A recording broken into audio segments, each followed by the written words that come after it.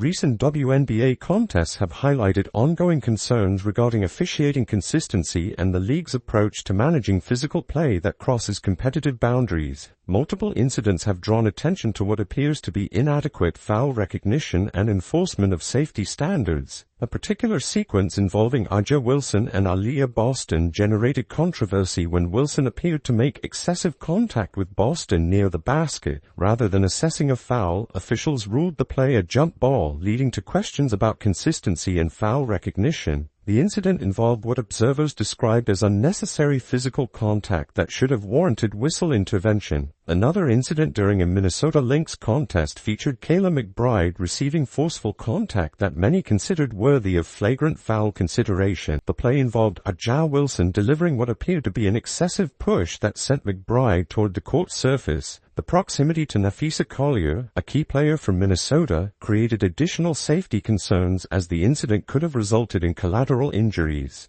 Wilson's reaction following the contact drew additional scrutiny, with observers noting her demeanor appeared dismissive of the situation's severity. The incident occurred directly in front of officials, yet no flagrant foul assessment resulted from the review process. League safety protocols face examination when such incidents receive minimal penalties despite their apparent severity. The physical nature of professional basketball requires clear boundaries between competitive contact and potentially dangerous plays. Sports of women's basketball.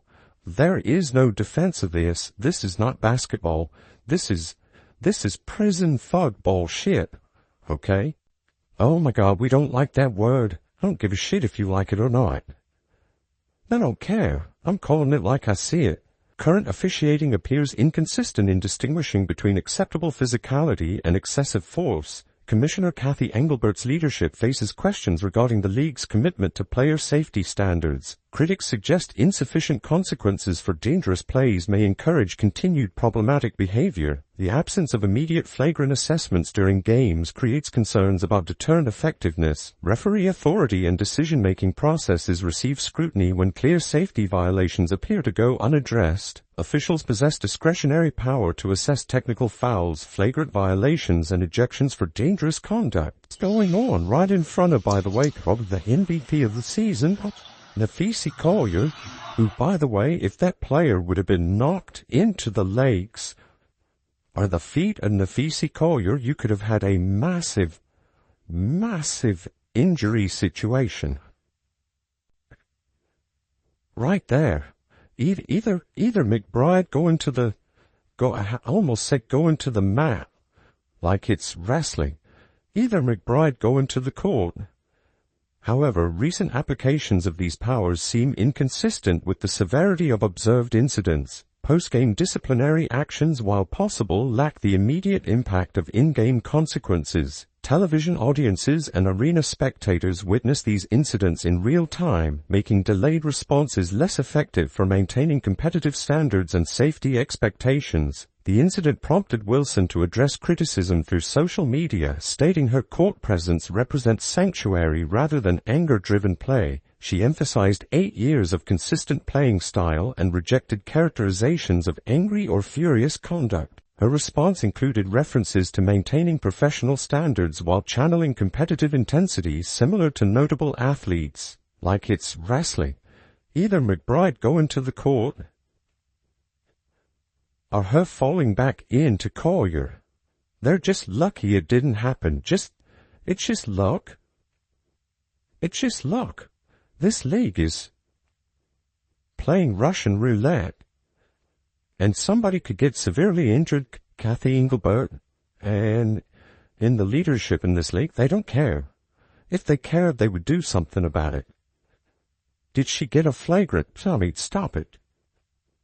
However, video evidence suggests behavior inconsistent with purely competitive motivations. The nature of the contact exceeded typical basketball physicality and ventured into territory requiring official intervention for safety maintenance. Team response patterns raise questions about player advocacy and protective instincts. Teammates' reactions to dangerous plays targeting their colleagues appear minimal, suggesting either acceptance of excessive physicality or reluctance to escalate confrontational situations. League credibility suffers when safety standards appear arbitrarily enforced or ignored entirely. Professional basketball requires physical contact, but distinguishing between legitimate competition and dangerous conduct remains essential for maintaining sport integrity. Conspiracy theories regarding officiating bias or external influences emerge when controversial calls consistently favor particular players or teams. Fan speculation about betting influences or preferential treatment indicates declining confidence in officiating neutrality and competence. The league's growth and mainstream acceptance depend partly on demonstrating professional standards comparable to other major sports organizations. Inconsistent safety enforcement undermines these efforts and creates doubt about the WNBA's commitment to player welfare. Immediate ejection authority exists for referees witnessing dangerous conduct, yet application appears infrequent despite clear violations. This creates an environment where players may test boundaries without facing meaningful consequences.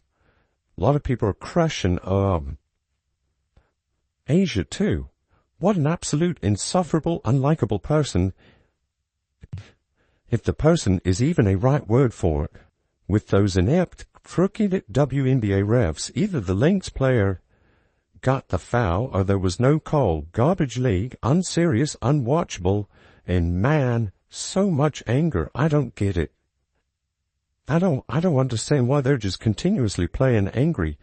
Financial penalties and suspensions could reinforce safety messaging, but effectiveness requires consistent application across all players regardless of star status or market value. Current enforcement patterns suggest potential disparities in disciplinary approaches. The Wilson-McBride incident exemplifies broader concerns about WNBA officiating standards and safety priorities. Without addressing these issues through consistent rule enforcement and appropriate consequences, the league risks normalizing dangerous play that could result in serious injuries.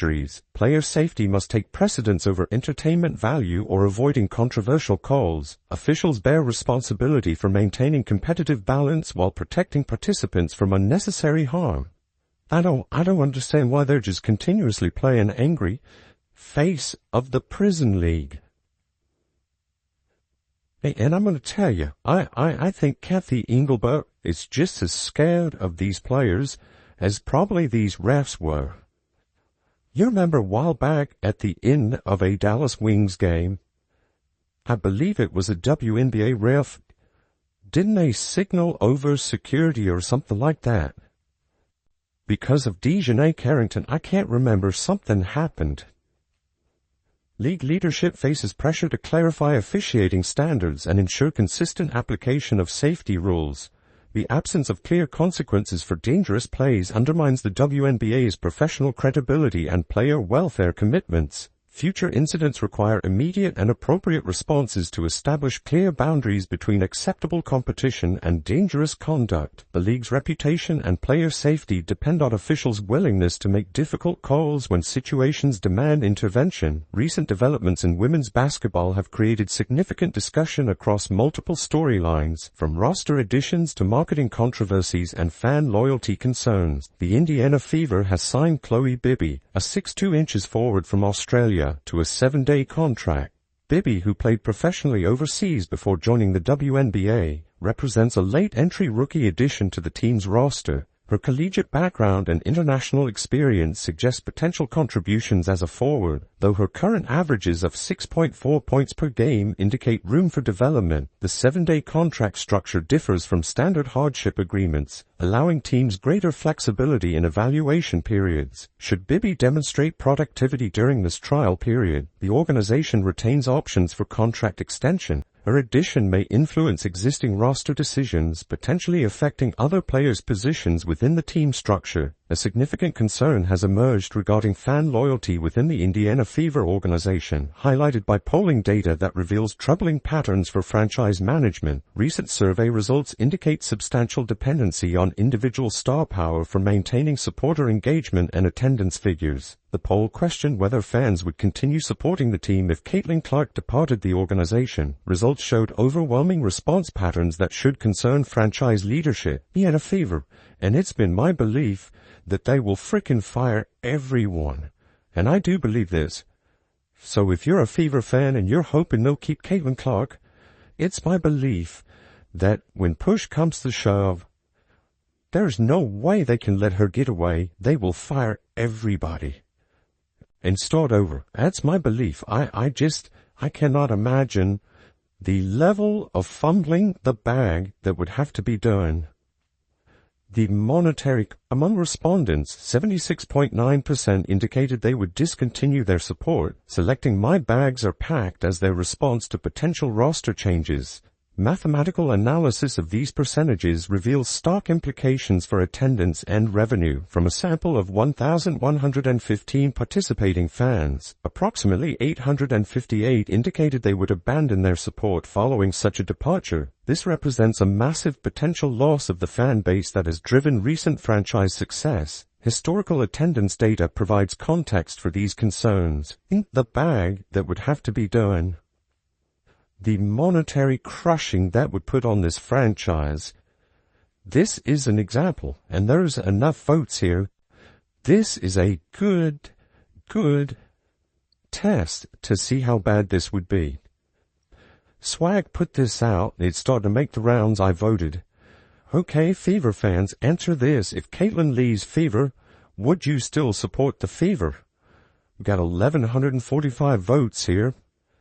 Nope. My bags are packed. Prior to Clark's arrival, the Fever typically drew approximately 4,000 spectators per game. Current attendance figures have risen to roughly 17,000 when Clark participates, representing more than quadruple the previous draw. Applying poll percentages to current attendance levels suggest catastrophic potential losses. Approximately 13,090 fans out of 17,000 would potentially cease attendance, leaving roughly 3,910 supporters, essentially returning the franchise to pre-Clark attendance levels. Such dramatic revenue reduction would create severe financial challenges for organizational sustainability.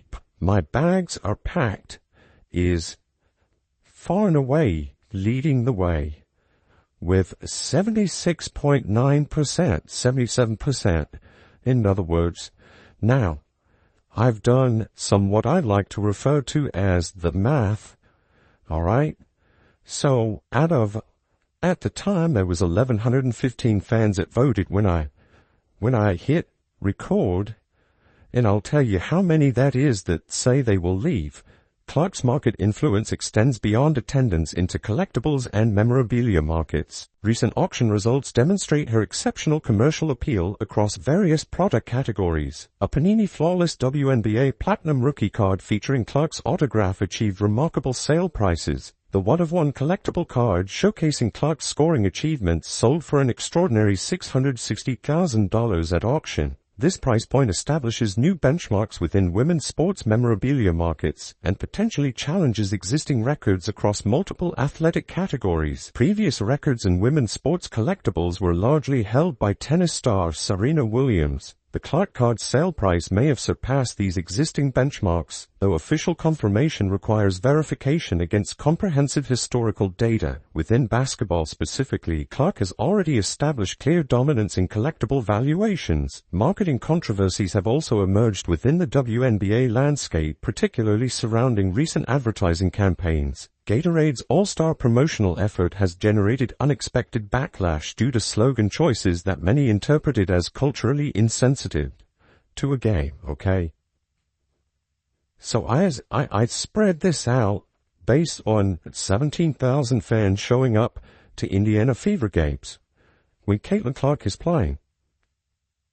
The number I got back was 13,090. Would head right out the door out of 17,000 fans in attendance. That leaves you, guess what? 3,910 fans that would actually hang around. The campaign utilized the phrase "let her cook" as its central messaging, apparently intending to convey athletic dominance and performance excellence. However, the slogan's reception highlighted unintended interpretations that critics viewed as reinforcing outdated gender stereotypes. Social media responses immediately seized upon the perceived irony of using cooking metaphors in women's sports marketing. Critics argued that such language inadvertently recalled historical limitations placed on women's roles and opportunities, particularly the expectation that domestic responsibilities should define female contributions. Media coverage reflected widespread criticism of the campaign's conceptual framework. 3,910 fans that would actually hang around. You're pretty much right back to where you were before Caitlin Clark showed up. So this little poll right here better scare the ever-loving crap out of the Indiana Fever. This is another example of Caitlin Clark's power, the drawl. She had this Panini flawless WNBA Platinum articles appeared across sports journalism platforms questioning whether the marketing team adequately considered potential interpretations and cultural sensitivities surrounding the chosen language. Commentary suggested the campaign represented a significant oversight in understanding contemporary discussions about women's athletics and societal progress. Critics characterized the slogan as potentially undoing decades of advancement in how women's sports are presented and perceived. Meme culture quickly embraced the controversy, with internet users creating various parodies and satirical content.